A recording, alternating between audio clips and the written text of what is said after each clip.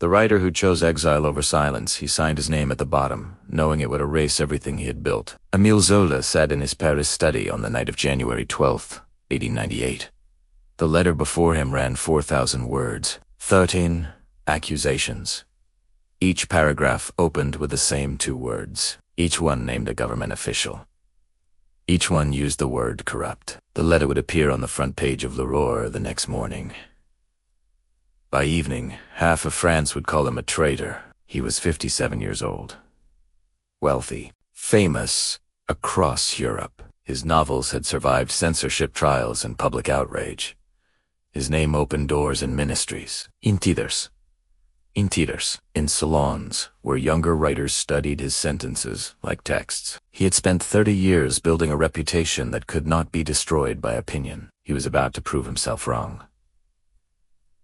The case was 3 years old. In 1894, a Jewish army captain named Alfred Dreyfus had been convicted of treason, charged with passing military secrets to Germany. The trial had been swift.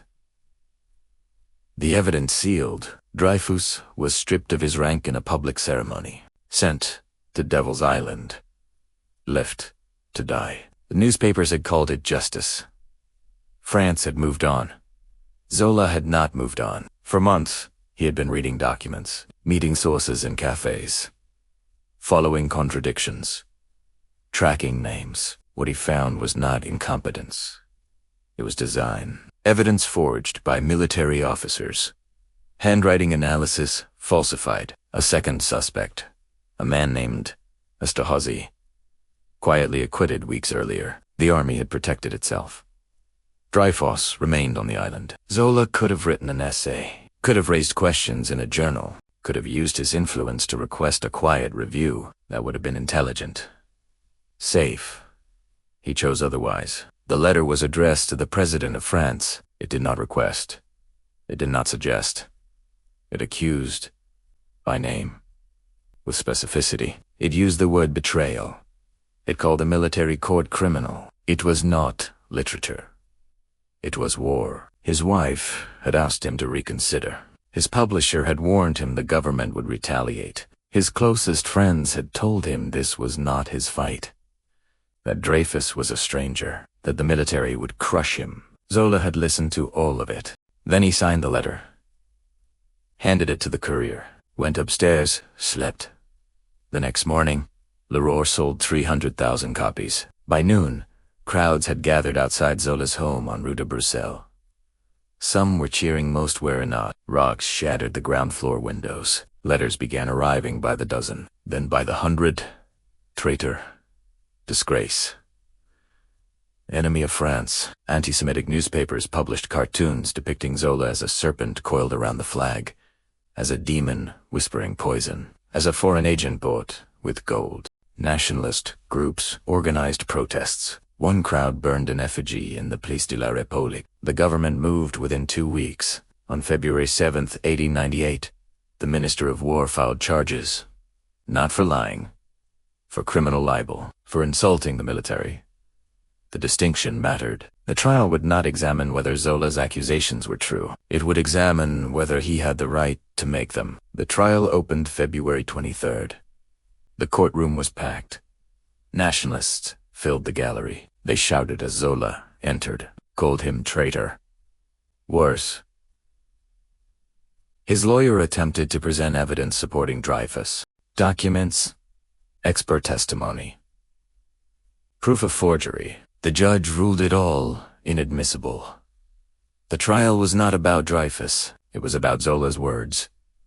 The prosecutor's case was simple. Zola had publicly accused decorated officers without proof. He had undermined confidence in the army. He had damaged national security. Whether Dreyfus was guilty or innocent was irrelevant. What mattered was that Zola had spoken. The jury deliberated 30 minutes. Guilty. 1 year in prison. 3,000 francs fine. Full court costs. Zola stood as the sentence was read.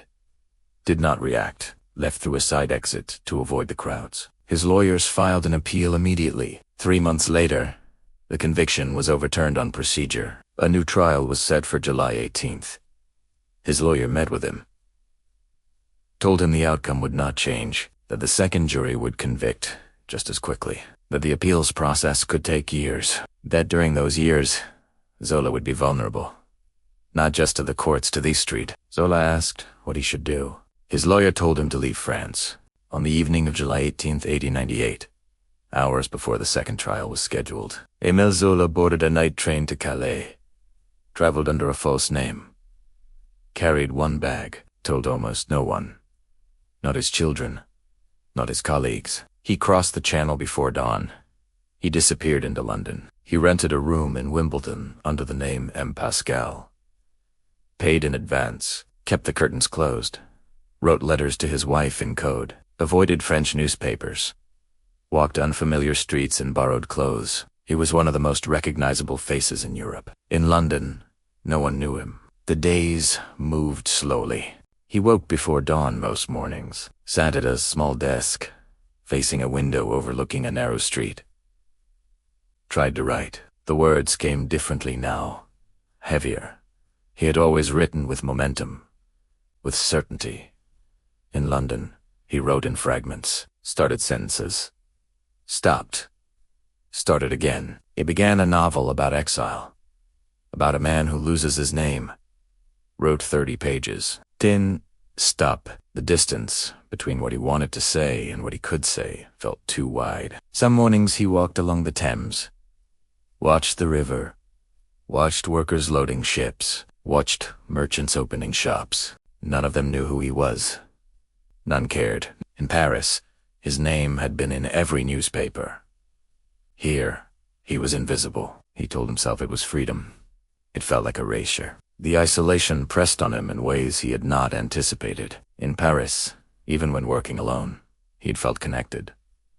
To his readers, to the literary world, to France itself. In London, that connection was severed.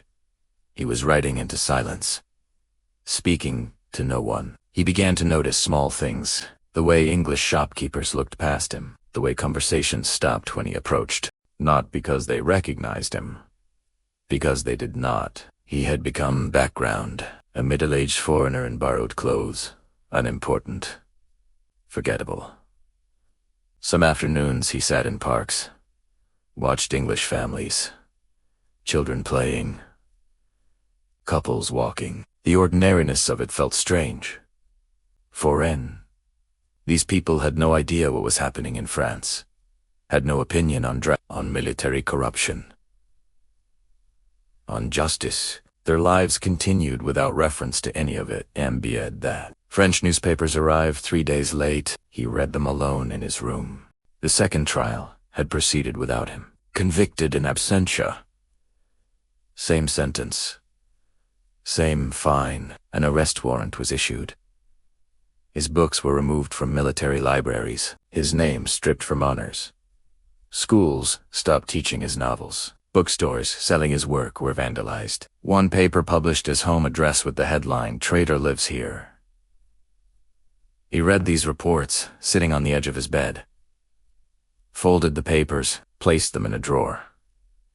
At night he dreamed of Paris, of his study, of streets where people recognized him, where his name meant something. He woke in darkness, remembered where he was, waited for morning. The weight of the exile was not physical. It was temporal. Each day felt disconnected from the one before. No momentum, no purpose. Just waiting. For what? He could not say. Months passed like this. His wife visited twice. The meetings were brief. Careful. She brought news from Paris, told him who had spoken against him, who had remained silent, who had defended him. The list of defenders was short. She asked when he would return. He told her he did not know. What he did not tell her was that he was beginning to forget what returning would mean, whether there was still a place for him, whether France would allow him back, whether he still had the strength to face what waited there. In Paris, the case was breaking. A new minister of war reviewed the sealed evidence, found inconsistencies, confronted officers who had testified. The forgeries became undeniable. In June 1899, the government announced Dreyfus would be brought back for a new trial. The announcement did not mention Zola. The retrial began in August 1899. The military court reviewed the evidence again, found Dreyfus guilty again, but reduced the sentence to 10 years, then immediately granted a presidential pardon. It was not justice, it was compromise. Dreyfus was free, but still convicted. Zola returned to France in June 1899. Weeks before the retrial, the charges against him were quietly dropped. No ceremony, no apology, no acknowledgement that his accusations had been proven accurate. He was simply allowed to come home. He stepped off the train at Gare du Nord, walked through the station. No one recognized him at first. Then someone did. Pointed, whispered. A small crowd formed. Half turned away, half stared. He took a carriage to Rue de Bruxelles. The windows had been repaired. The stones removed, but the house felt different. Colder, he walked through rooms that had not changed. Everything was in its place. Nothing felt familiar. France had split over his name. One half called him a hero who had exposed corruption. The other half called him a traitor who had betrayed the army. The division never closed. At dinner parties, his name was either praised or cursed, never discussed neutrally. Friends visited. Some warmly, some cautiously. Some did not visit at all. He resumed his life, returned to his study, tried to write. But something had shifted. The exile had not been long, but it had been absolute. He had learned what it meant to be erased, to speak and hear nothing back. He wrote slower now, edited more, questioned whether his words still carried weight, whether anyone would listen. The certainty he had felt the night he signed the letter was gone. In its place was something quieter, heavier, the knowledge that speaking costs more than silence. That truth does not protect the one who speaks it. He began work on a new novel. The pages accumulated slowly. He would write a paragraph, read it, cross it out. A start again. The process that had once felt natural now felt labored, uncertain.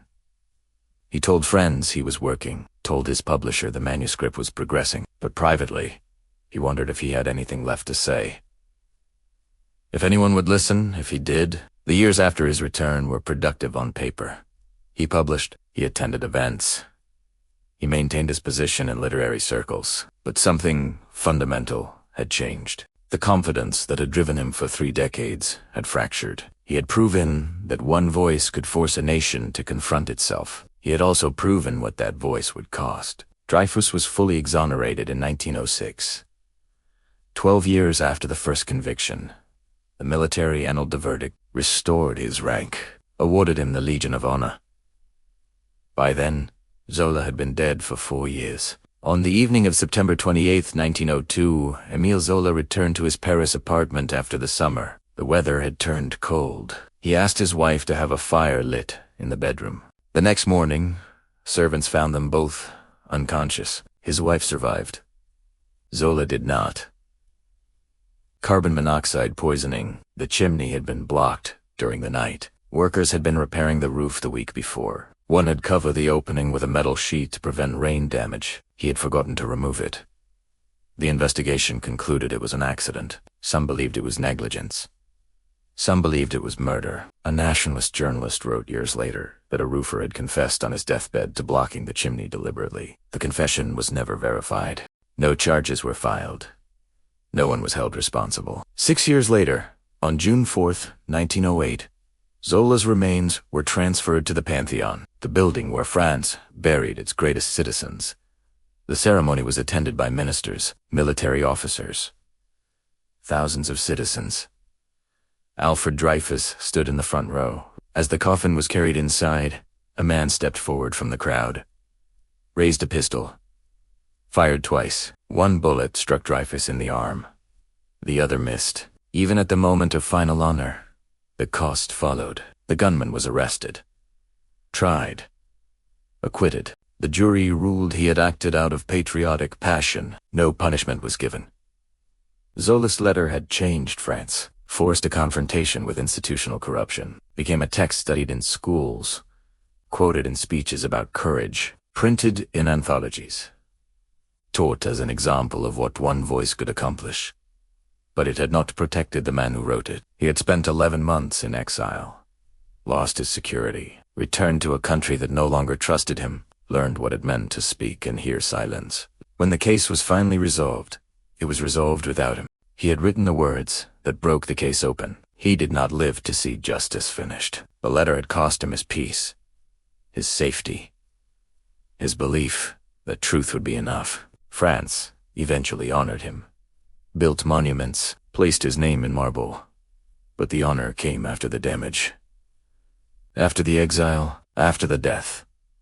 The words had forced the nation to look at itself. They had not saved him from what followed. Truth does not promise protection. It only guarantees that what comes after cannot be undone.